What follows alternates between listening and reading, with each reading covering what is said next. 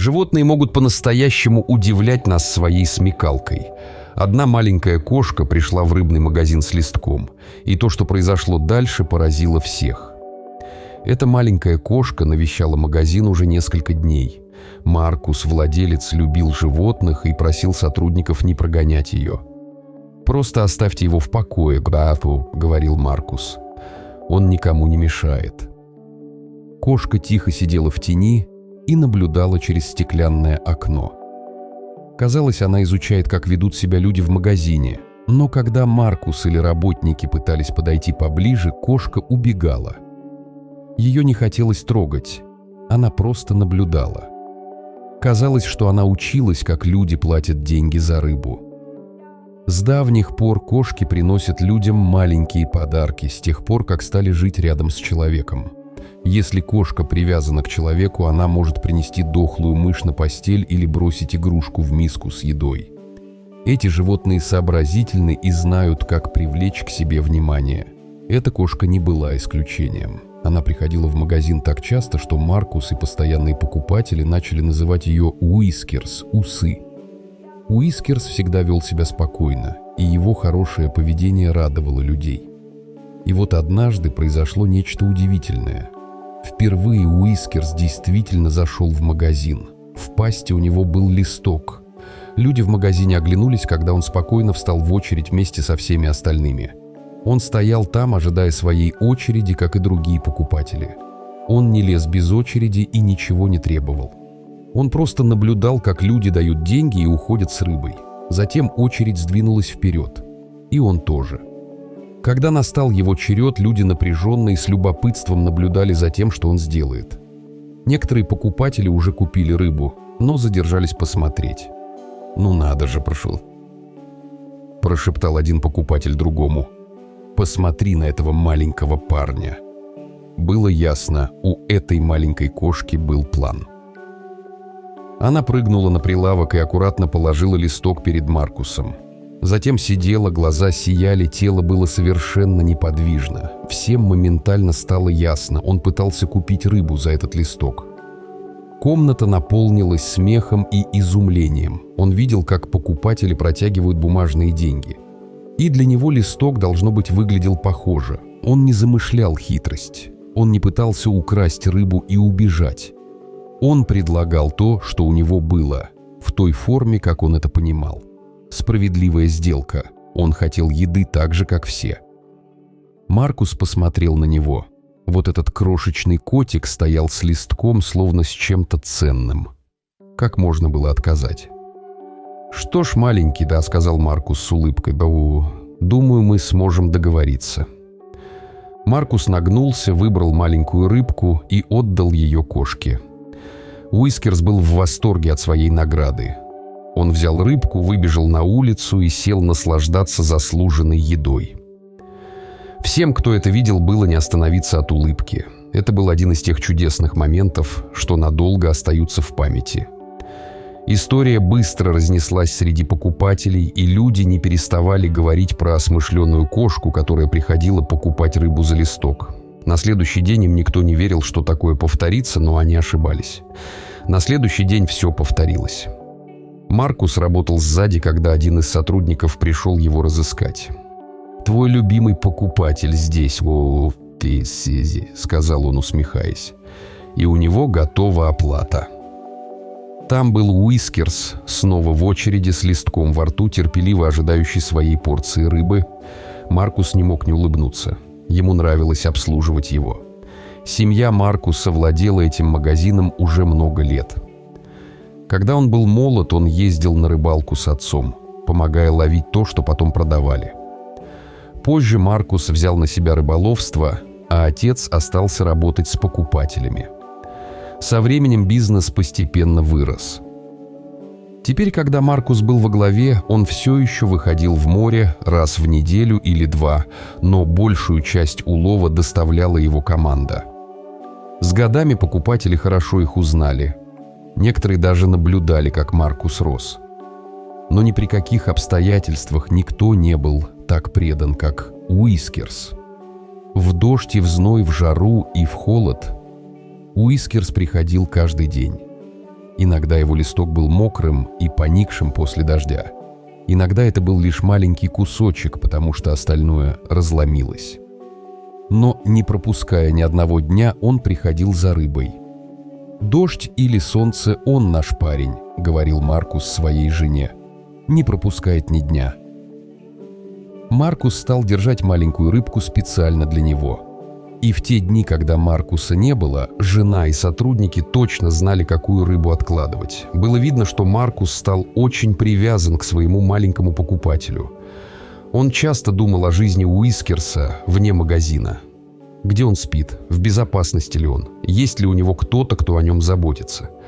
В конце концов, Маркус понял, что нельзя просто продолжать гадать, нужно действовать. Он выбрал тихое место за магазином и сделал его комфортным на случай, если Уискерс захочет там оставаться. Поставил закрытую кошачью лежанку в защищенном уголке, миску с водой и немного кошачьего корма. Уискерс, конечно, продолжал получать свою ежедневную рыбку, но Маркус думал, что ему иногда может понравиться и что-то еще. И хотя кошка уже выглядела более здоровой, Маркус знал, что приближается зима. Одна рыба в день не сможет поддерживать его в холодное время.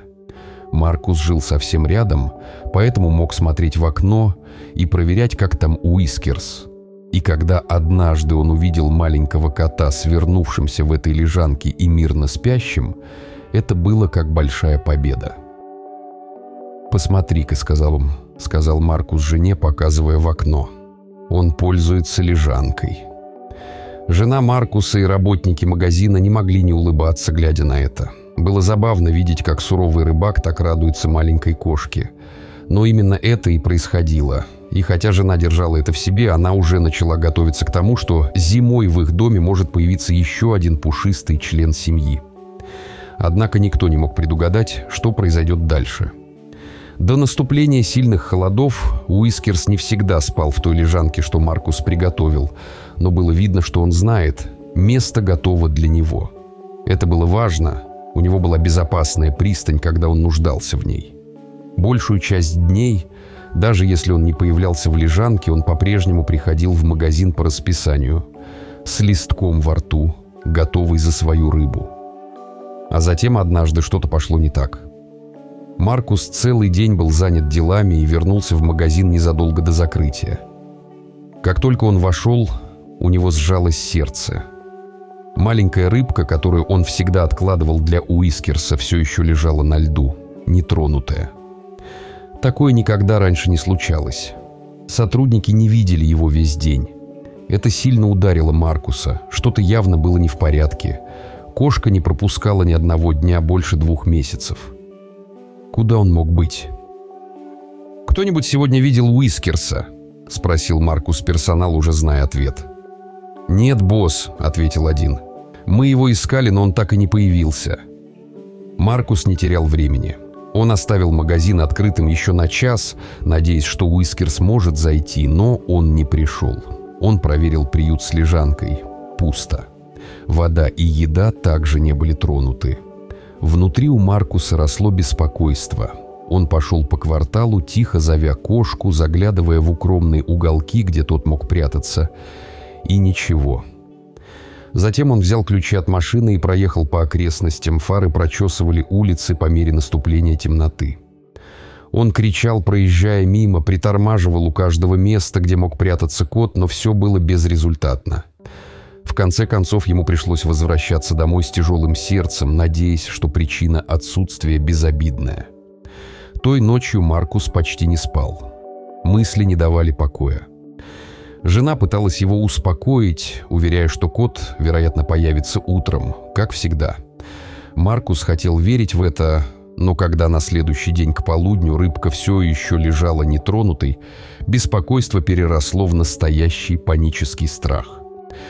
«С ним что-то случилось», — сказал Маркус жене.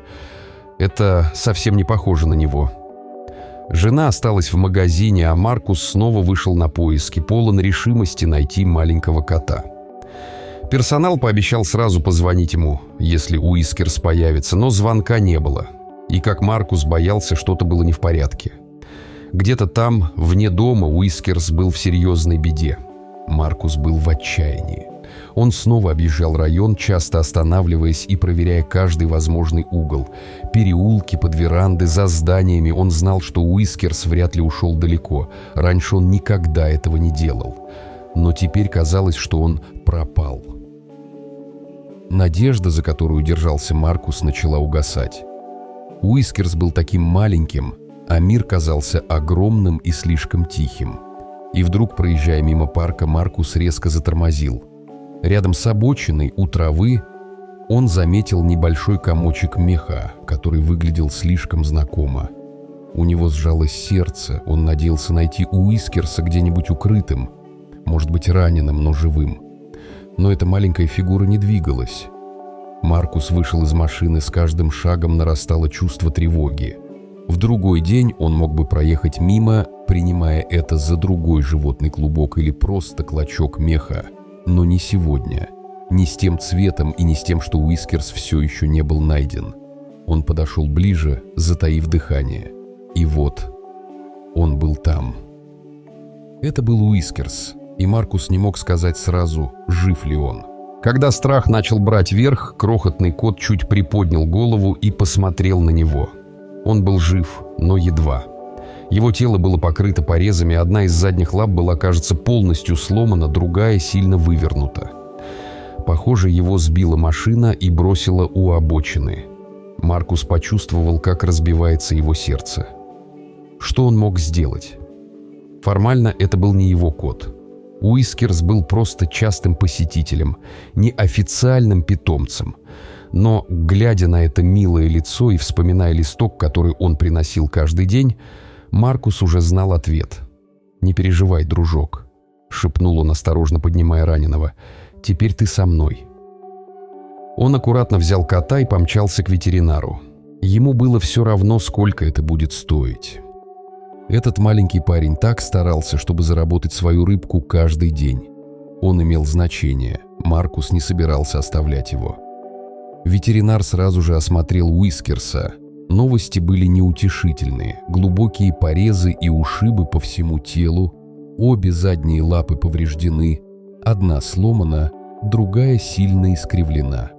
Потребуется операция, и восстановление займет время. Однако команда клиники считала, что у него есть хорошие шансы выжить. «Мы сделаем все возможное», — пообещал ветеринар. «Он боец». Пока Уискерс оставался в клинике на лечении, Маркус активно пытался найти его семью. Он не мог поверить, что такая ласковая и умная кошка никому не принадлежит. Полностью осмотрев животное, они не нашли микрочипа.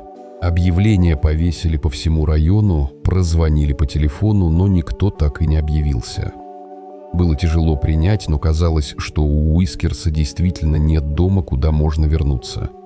Сначала это огорчало Маркуса, но по мере проходящих дней в нем зародилась другая мысль – надежда.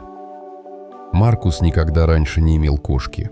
Он вырос с собаками и мало знал о кошачьих привычках, но этот кот, тот, что приносил листки, чтобы платить за рыбу, был особенным. И, похоже, Уискерс отвечал ему взаимностью. Каждый раз, когда Маркус приходил, кот оживлялся и пытался выбраться из клетки, чтобы добраться до него.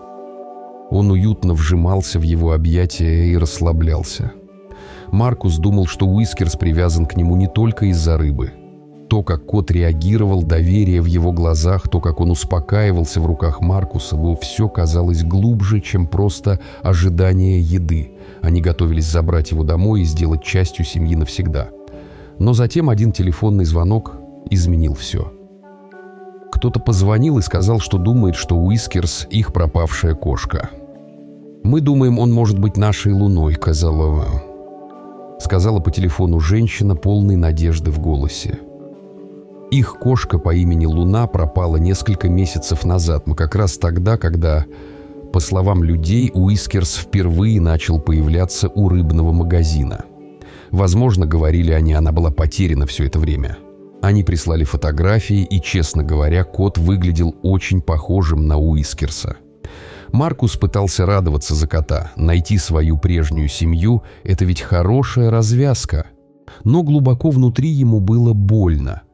Он ждал момента, когда сможет забрать Уискерса домой, и ему уже казалось, что тот принадлежит ему. На день до того, как Уискерса должны были выписать из клиники, семья пришла на встречу с ним.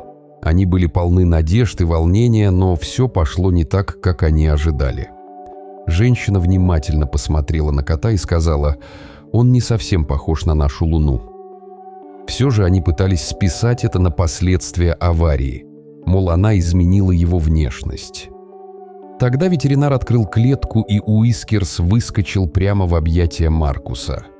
Он ни на секунду не колебался и даже не взглянул на пару, стоявшую рядом.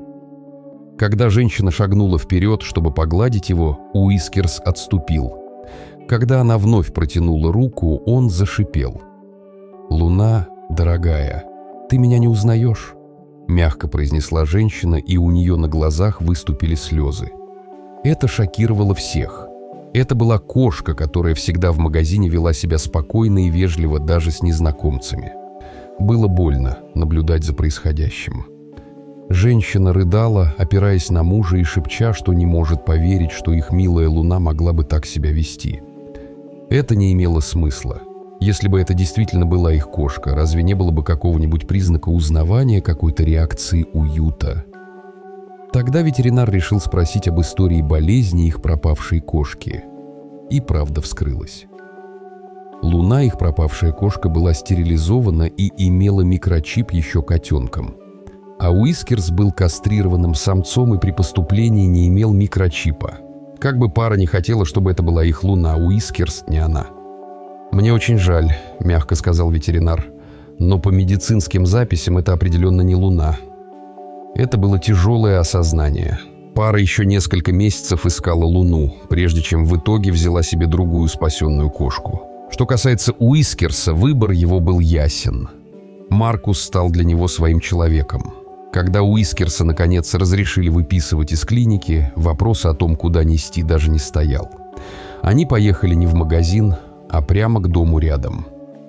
«Добро пожаловать домой, Уискерс», — сказал Маркус, неся его в дом.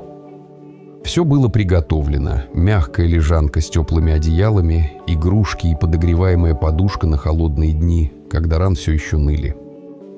Первое, что привлекло его внимание — игрушки, особенно мягкая рыбка, которую он таскал повсюду как сокровище. Первую зиму его держали в доме, боясь, что он опять уйдет, но с наступлением теплой погоды дали ему свободу для исследований. На нем был трекер, хотя он особо и не нужен был. Уискерс заходил максимум до рыбного магазина, чтобы проведать Маркуса и поздороваться с покупателями. «Вот наша знаменитость», — говорили покупатели, — «да кошка, которая платит листками». Кошка, что однажды обменяла листок на еду, теперь имела все. Теплый дом, столько рыбы, сколько хотел. И самое главное, семью, которая любила его. Что еще мог пожелать любое животное? Вам понравилась эта история? Расскажите в комментариях. Если вам понравилась история, подпишитесь на канал и поставьте лайк. Доброта к животным всегда возвращается нам самыми прекрасными способами. Большое спасибо за внимание. Увидимся в следующем видео. Хорошего дня.